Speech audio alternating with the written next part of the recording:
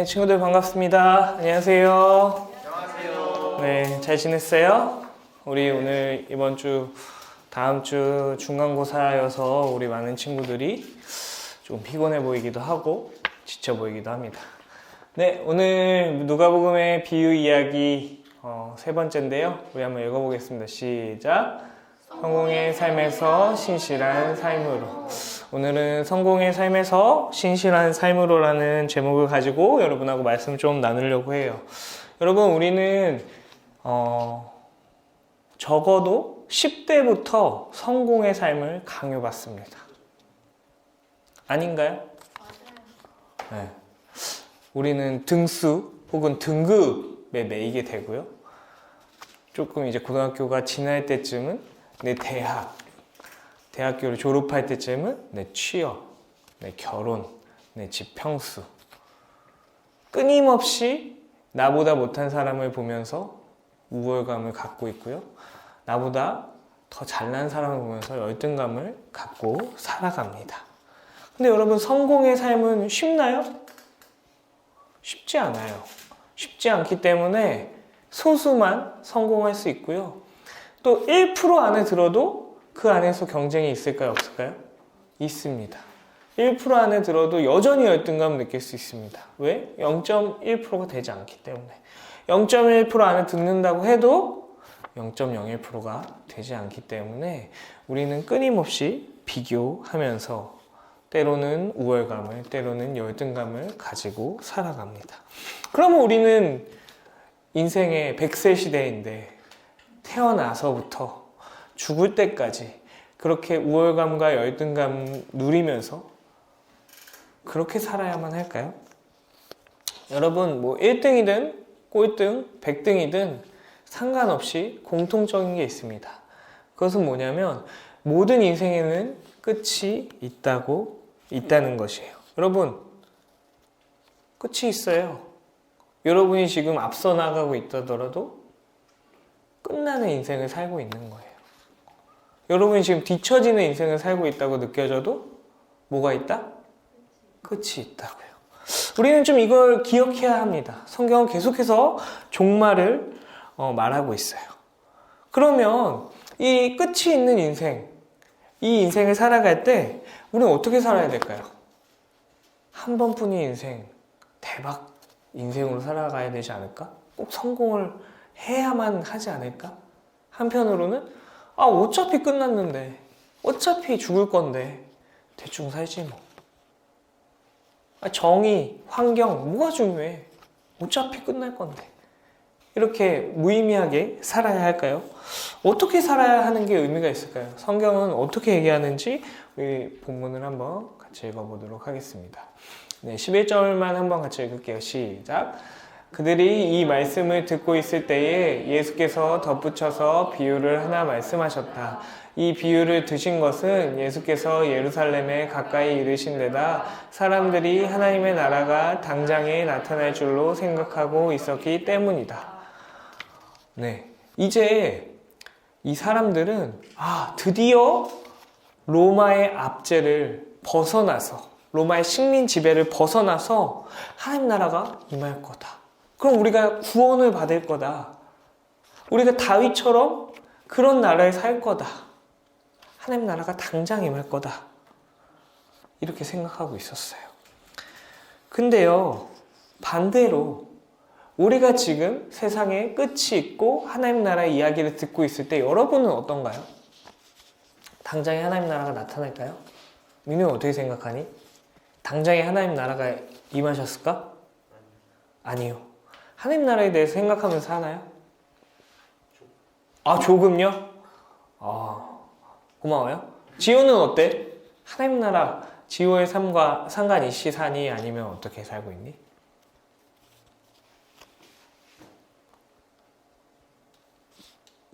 조금? 생각을 잘 안 해요. 그들은 예수님이 예루살렘에 입성했을 때 진짜 이제 하나님 나라 바로 오겠다. 이렇게 당장 임할 줄 알고 생각하지만 지금 현재 우리가 살고 있는 우리는 하나님 나라에 대해서 진짜 좀 솔직하게 얘기하면 별로 생각하지 않습니다. 우리 선생님들 중에 우리 건빈 선생님은 하나님 나라 생각을 자주 하시나요? 솔직하게. 자주 하고 있습니다. 아, 자주 해요? 네. 언제 자주 하세요? 삶이 힘들 때. 아, 삶이 힘들 때. 그렇군요. 우리 명호 선생님은 하나님 나라 생각 자주 하시나요? 아니요. 아, 잘 안 하시죠? 잘 안 하실 수 있죠. 다음에 물어볼게요. 네. 근데 우리는 보통 기대를 하지 않으면서 살아요. 왜? 예수님이 바로 옆에 계신 게 아니니까.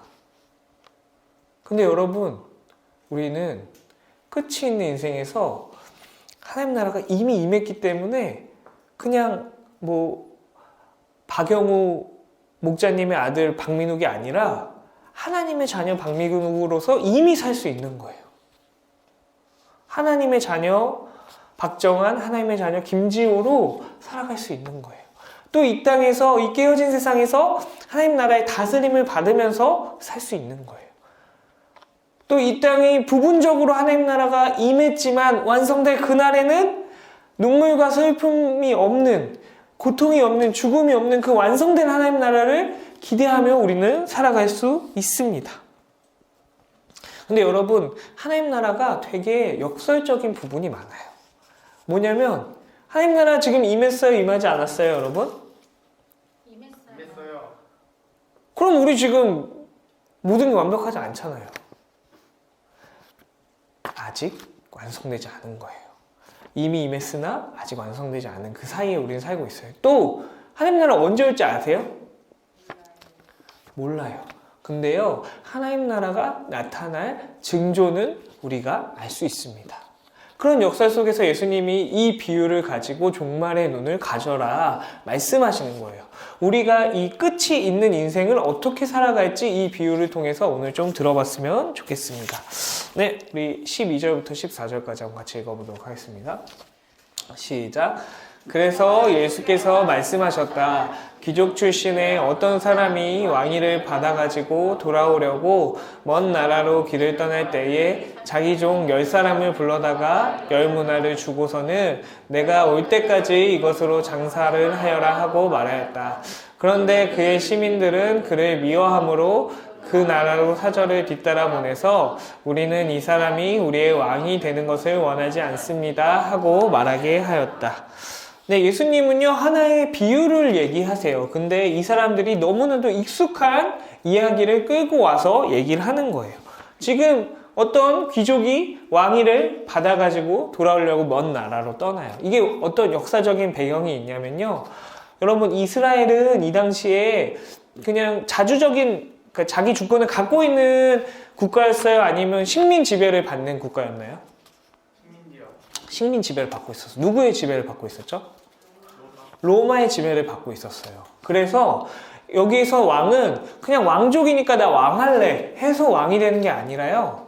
로마에까지 가서 왕위를 받아서 돌아와야 돼요.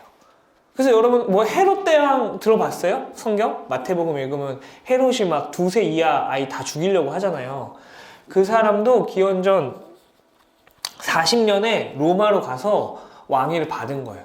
돌아와서 이 사람은 유대인이 아님에도 유대의 왕이 됐어요. 그리고 이 아들이 아켈라오라는 왕이 있어요. 이 사람도 똑같이 로마에 가서 이복 동생보다 내가 왕의 그 계승자입니다. 왕위를 달라고 갔는데 사절단을 보낸 거예요. 이 아켈라오가 너무 폭정을 저질렀기 때문에. 그래서 로마에서 아니야, 너는 왕까지는 아니야. 총독, 분봉왕 이 정도로 만족해. 이렇게 왕위를 받으러 갔다가 받지 못하는 이스라엘 백성들이 너무나도 잘 알고 있는 역사를 끌어서 예수님이 말씀하고 계세요. 근데 그 사람이 지금 이 비유로 다시 돌아옵시다. 이 비유로 이 귀족 출신의 어떤 사람이 왕위를 받아가지고 돌아오려고 길을 떠날 때 그 사람들은, 그의 시민들은 어때요? 그를 좋아해요? 열렬히 환영해요? 미워합니다. 이 왕이 되는 것을 되는 것 극심하게 반대합니다. 왕은 이걸 알았을까요? 이 귀족은 이걸 알았을까요? 몰랐을까요? 알고 있었어요. 그런 상황에서 종들 10명을 부릅니다. 그래서 한 문화씩 나눠줘요. 여러분 한 문화 얼마일 것 같아요? 한 문화는 얼마 정도일 것 같아요? 찍으세요. 자신 있게. 100만 원이요. 더 할 것 같은데요? 1억이요. 1억이요? 아, 그 정도는 아닐 것 같아요. 100배가 되네요. 네. 한 문화는요, 그러니까 석 달치 일당이에요. 뭐 더 쉽게 얘기하면 뭐 100일치 일당, 뭐 10만 원씩 치면은 10만 원 곱하기 100은 1000만 원 정도. 이렇게 주는 거예요.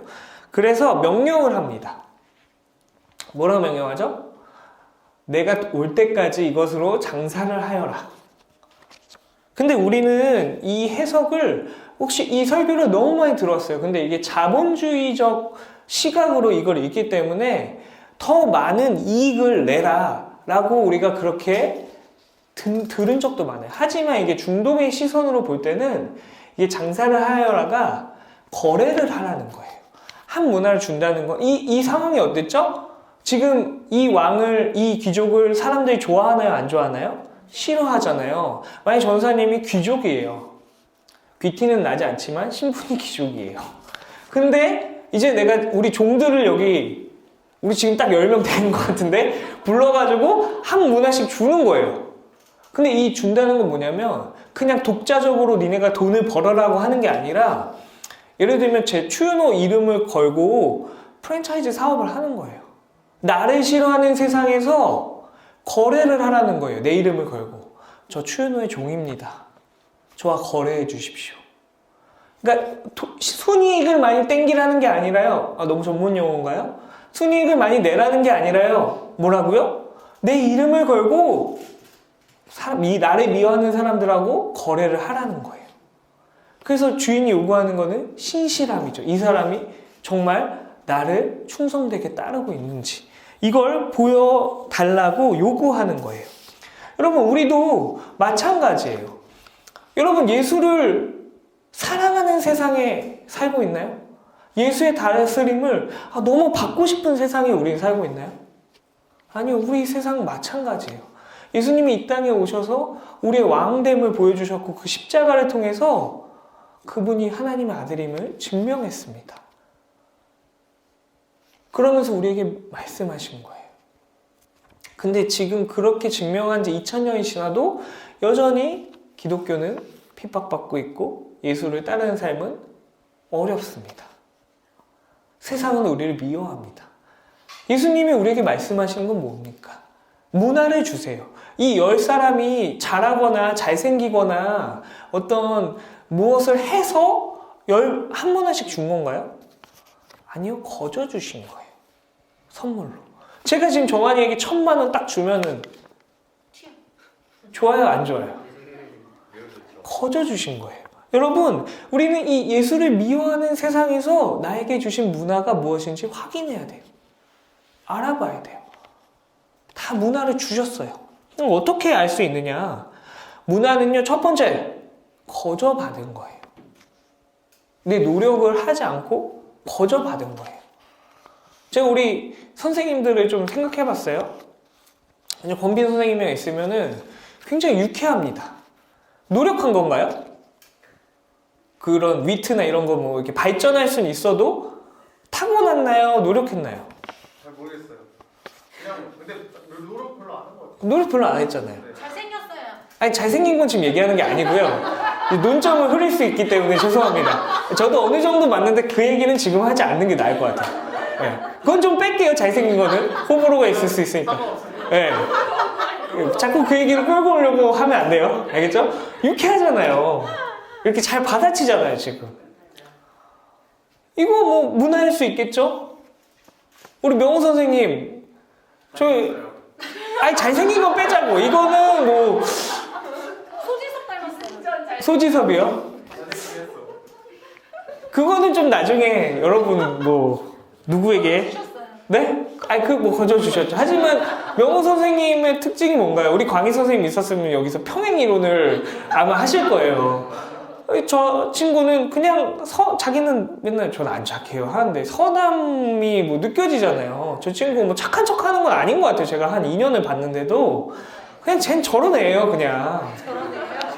아니, 착한 애예요, 그냥. 착하려고 노력하는 애가 아니라 그냥 뭐 이런 것도 있을 수 있겠죠? 또 아니면 우리 집에 태어났는데 막 뭐 재산이 많을 수도 있고 내가 노력하지 않아서 얻은 것들이 문화일 수 있다는 거예요. 내가 뭐 음악을 그냥 잘할 수도 있는 거고.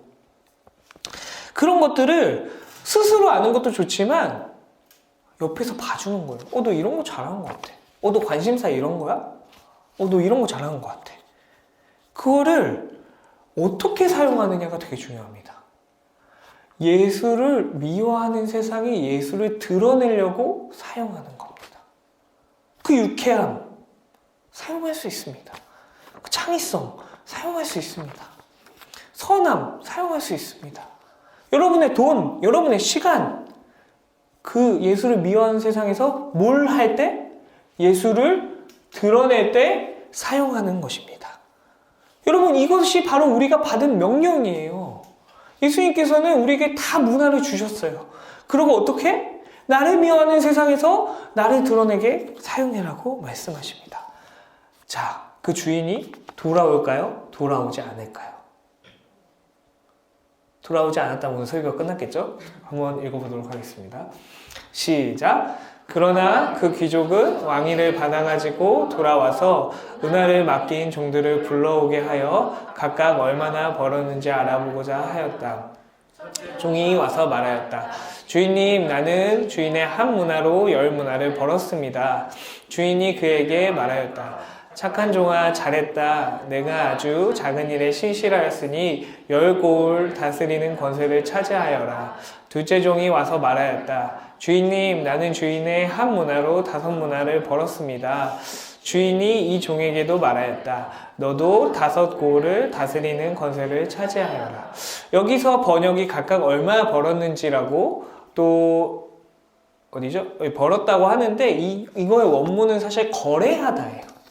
그러니까 뭐 많이 벌었으면 사실 칭찬할 게 이 작은 일에 신실하였다고 칭찬하는 게 아니라 내가 너 이만큼 순이익 냈네? 이 정도 너 가져. 이렇게 해야 되는데 이 사람은 문화를 더 주는 게 아니라 더 큰 책임을 줘요. 그러니까 너 얼마나 목숨 걸고 나에게 트레이딩을 했니? 거래를 했니? 이걸 물어보는 거예요. 하나님께서는. 그래서 근데 이 종들도 웃겨. 뭐라고 하죠? 주인님, 나는 주인의 한 문화로 10문화를 벌었습니다. 여러분 지금 주식하는 친구들 있을지 잘 모르겠는데 1000% 수익률 쉽습니까? 예? 1000% 수익률이 쉬워요? 그거 하려면은 여러분 뭐 힘들게 1000% 수익률 내려면 힘들까요? 안 힘들까요?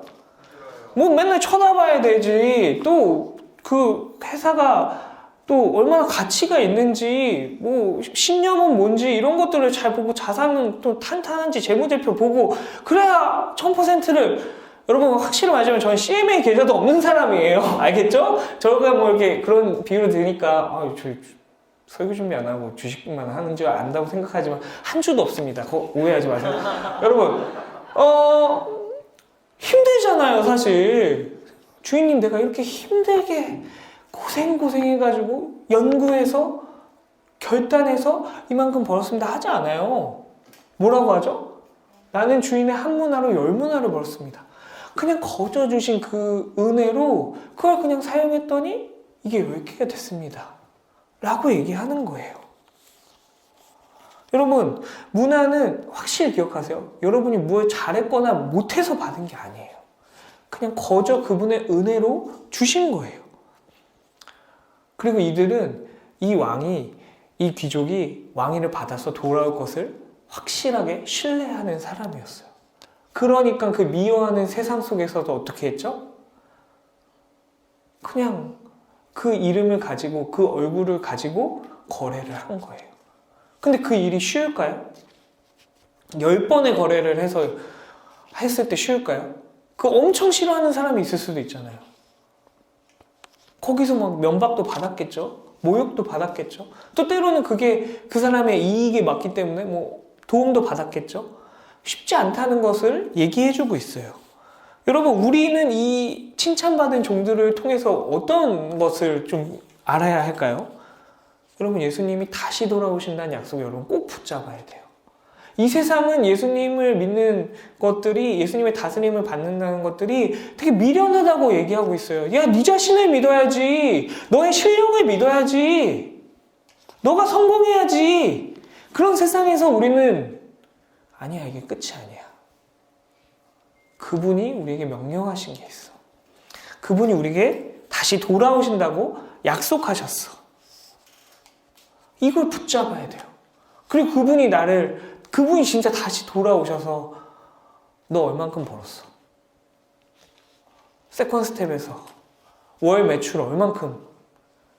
이거 안 아니요. 10조요? 11조가 아니라 10조요? 10억. 안 물어보신다고요. 마이너스요. 아니라니까요. 그게 중요한 게 아니에요, 여러분. 10문화든 5문화든 똑같이 칭찬하세요. 뭘 물어봐요? 얼마나 거래했니?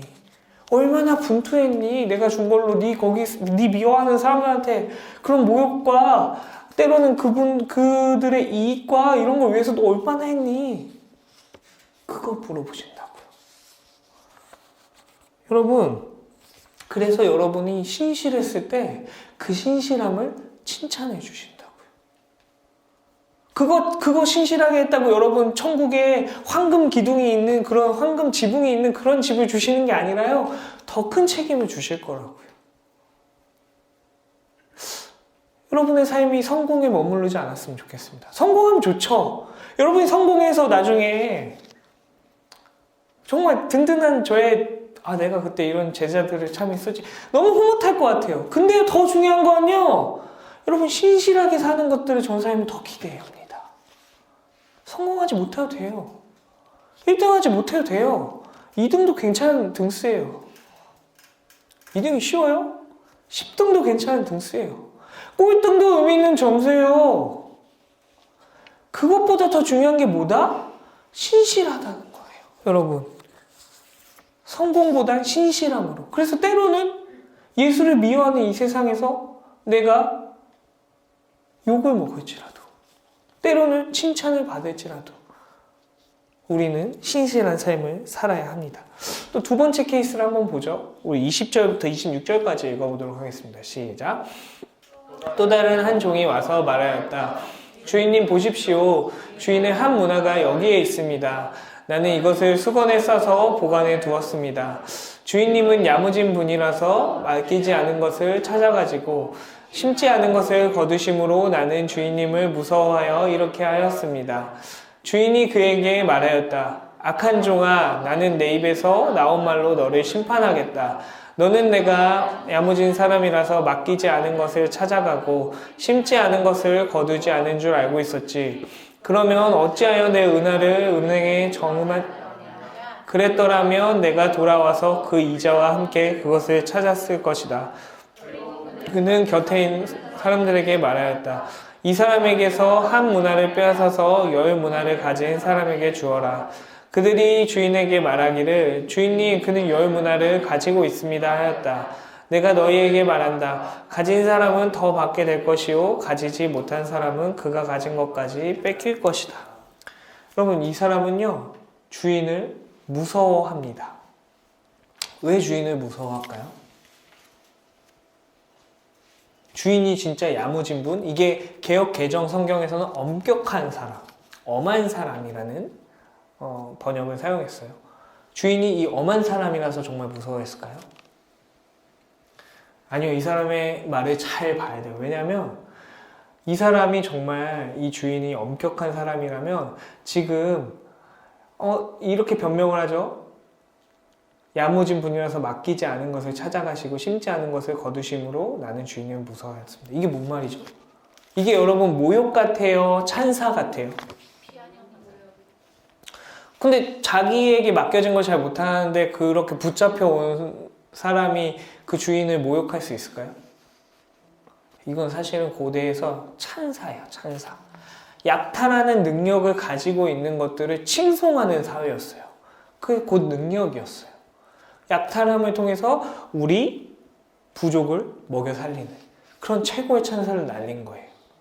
근데요, 이 사람이 심지어 그렇게 믿었으면은 그렇게 약탈할 수 있는 거라면 법을 어기면서까지 땅에 묻고 그렇게 했어야 되는데 그렇게 하지 않았던 걸로 봤을 때 이 사람은 그냥 말만 그렇게 하는 거예요. 찬사만. 나 살려달라고. 근데 이 사람이 진짜 무서워하는 건 뭐였을까요? 아까 이 시대가 이 귀족을 좋아하는 사람들이 많나요? 싫어하는 사람이 많았나요? 싫어하는 사람. 싫어하는 사람은 많았는데 다른 사람들은 어떻게 했죠? 신실하게 거래를 했잖아요. 이 사람 그걸 하기가 무서웠던 거예요. 아, 이게 진짠가? 이 사람 진짜 돌아올 수 있을까? 내가 지금 이 귀인을 싫어하는 이 세상 속에서 그런 어려운 일, 힘든 일, 그런 걸 해야 될까? 이랬던 거예요. 비뚤어진 시각을 갖고 있었던 거죠. 그래서 주인은 그 사람 말한 거를 바꿔주지 않아요. 아, 나 이런 사람 아니야. 어떻게 심판하냐면 그가 비뚤어진 그 시각으로 심판합니다. 아, 네가 나를 이렇게 봤지? 엄격한 사람으로 봤지? 그러면 내가 그렇게 해볼게. 이렇게 심판하시는 거예요. 그리고 하나님이 주신 그 선물을 사용하지 않은 것을 가지고 이제 다른 사람에게 줍니다. 근데 여러분, 되게 좀 섭섭하거나 그러지 않아요? 아, 좀 용서해 주지. 아니에요? 이 사람은 그냥 벌 받아도 되는 사람인가요? 어떤가요? 대답해줘요. 어때요? 난 심판받아도 마땅하다, 저 사람은. 아니다, 한번 용서해줘야 된다. 1번, 난 심판받아 마땅하다. 이 두 개밖에 없어요? 우리 채팅도 좀 써주세요. 2번, 마땅하다. 아, 용서해줘야 된다. 네, 안 든 친구들 있군요. 네, 내려주세요. 근데요, 되게 신기한 게 문화만 뺏고 내쫓거나 벌을 주거나 죽이지 않습니다. 이 주인의 너그러움을 알 수 있는 겁니다. 우리가 만약에 이 예수를 미워하고 예수의 다스림을 받기 싫어하는 이 세대에 살고 있는 우리가 이런 사람이라면 어떨까요? 하나님 내게 주신 그 문화를 알고 있지만 사용하지 않는다. 하나님 분명히 말씀하신 겁니다. 너 뭐 했니? 너 왜 안 썼니? 여러분, 세상과 하나님을 양다리를 걸치며 살 수 있으면 얼마나 좋을까요? 근데 그렇게 살 수 없습니다. 여러분, 택해야 합니다. 하나님 내게 이런 문화를 주셨는데 나는 사용하지 않는 건 아닐까? 고민해 봐야 합니다. 두 번째, 하나님을 어떻게 바라보고 있는지 우리는 하나님을 삐뚤어진 견해로 보고 있지 않은지 성경을 통해서 확인해야 돼요. 여러분이 지금 알고 있는 하나님, 믿고 있는 하나님이 그 하나님이 아닐 수도 있어요. 그냥 여러분이 만들어낸, 여러분이 들은 걸로 믹스해가지고 그냥 그런 하나님일 수 있어요. 근데 그걸 교정해주는 게 뭐다? 말씀과 기도와 또 설교를 통해서 우리가 하나님을 더 가까이 알 수 있는 거죠. 그리고 왜 양다리를 걸칠까요? 그냥 보험 든 거예요, 여러분. 이거는 아 진짜 올까? 아, 죽으면 천국 간다는데 그냥 믿지 뭐. 여러분, 이런 태도는 하나님께서 분명히 말씀하신다고요. 근데 하나님 여기서도 그 문화를 빼앗았지만 내쫓거나 벌하시지 않는 그 너그러움을 우리가 기억하고 이걸 이용하자는 게 아니라 그때 너그럽게 해주시겠죠. 이게 아니에요, 여러분. 우리 빨리 이거 알았으니까 다시 칭찬받는 종들의 삶으로 살아가자. 이런 메시지인 거예요. 그리고 마지막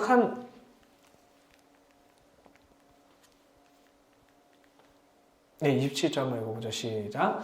그리고 내가 자기들의 왕이 되는 것을 원하지 않는 나의 원수들을 이리로 끌어다가 내 앞에서 죽여라. 여러분, 이게 서구인과 중동인의 관점의 차이인데요. 만약에 전사님 사장이에요. 우리 지금 졸고 있는 정한이의 그 업무 태도가 별로 좋지 않아가지고 박정한 너 해고야. 너 오늘 6시까지 짐 빼. 이러면 여러분 어떤 생각을 하시나요? 억울해요. 너무하다. 그럼 너도 잘릴 거야. 태권민도 6시까지 집을 빼. 이러면.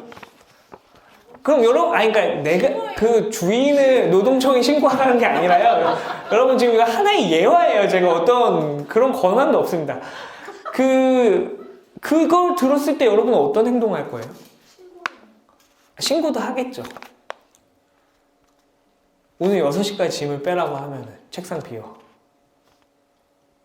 그럼 진짜 6시까지 짐을 빼겠죠?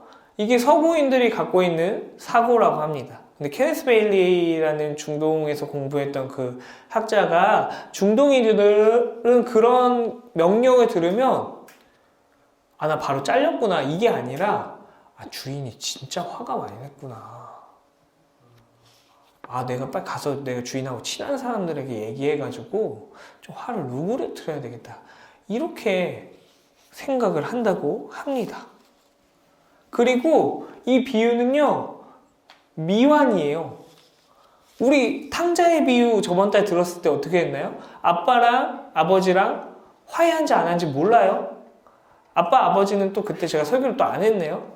아빠랑 아버지는 같은 말이죠. 아빠와 맏아들이 이시윤이 있었으면 재밌었을 텐데 아빠와 맏아들이 화해한지 안 한지 몰라요. 이것도 잘 몰라요. 정말 심판하실 거라고 말씀을 하셨어요. 근데 아직은 심판했다는 나오지 않아요. 그러니까 우리가 이 말씀을 통해서 배우는 건 심판 안 하시네. 이게 아니라니까요, 여러분. 진짜 심판하실 수도 있으니까 원수된 사람들을 빨리 데려와야 된다니까요.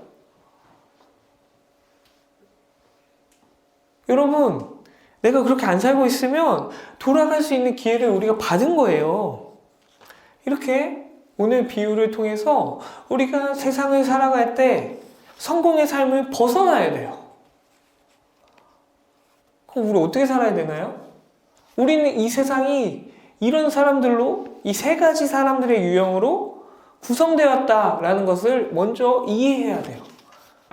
원수들이 있습니다.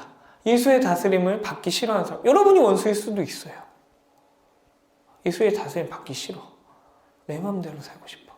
또 그 안에서는 예수의 종인 듯 하지만 그 원수들 때문에, 그 세상의 가치 때문에 양다리를 거치고 있어요. 문화도 거저 받았지만 사용하지 않습니다. 또 한 유형은 뭐죠? 그럼에도 불구하고 이분이 정말 왕위를 받아서 돌아올 거를 믿고 있으니까 신실하게 그분의 이름을 걸고 욕을 먹든 칭찬을 받든 거래하는 사람들이 있습니다. 종말을 의식한다면 여러분 어떤 삶을 사시겠습니까? 예수님이 이 땅에 다시 오신다고 분명히 말씀하셨는데 여러분은 어떤 삶을 사시겠습니까? 여러분, 우린 칭찬받는 종의 삶을 살아야 됩니다. 그러면 우리를 묶고 있는 그 경쟁과 그 압박과 그런 것에서 우리는 해방될 수 있습니다. 우리 존재를 확인케 하는 우월감과 열등감에서 우리는 벗어날 수 있습니다. 왜? 하나님은 우리에게 요구하는 거, 너 얼마 벌었니가 아니라 너 얼마나 거래했니? 너 얼마나 분투했니? 너 얼마나 나를 신실하게 따랐니? 그걸 요구하시기 때문입니다. 여러분이 돈을 많이 벌었으면 좋겠어요. 여러분이 좋은 대학에 갔으면 좋겠어요. 여러분이 좋은 직장에 가셨으면 좋겠어요. 하지만 그보다 더 중요한 것은 나중에 하나님 앞에 바로 섰을 때 여러분이 얼마나 신실하게 살았느냐를 보여주셨으면 좋겠습니다. 여러분의 문화를 확인하세요. 너무 많아요, 지금. 너무 말해주고 싶어요, 지금. 근데 그게 돈이 안 된다고 여러분 쓸모없는 능력이라고 절대 생각하지 말라고요. 예수를 이 미워하는 세상에서 여러분이 주신 능력을 가지고 사용해 보시라고요. 그게 욕을 먹든 칭찬을 받든 상관없이 여러분은 그냥 사용만 하면 된다니까요. 그럴 때 하나님께 다시 만난 날 여러분 뭐라고 얘기할 거예요?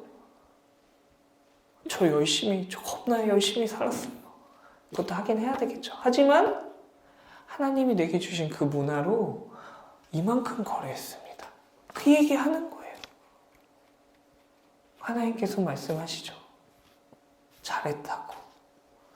여러분의 인생이 문화를 기억하고 사용하는 삶으로, 성공이 아니라 신실한 삶으로, 이 한 번만의 인생이 아니라 끝이 있는 인생이지만 또 그때 다시 시작하는 인생으로 살아가길 간절히 소망합니다. 오늘 주신 말씀을 붙잡고 1분 동안 침묵하도록 하겠습니다.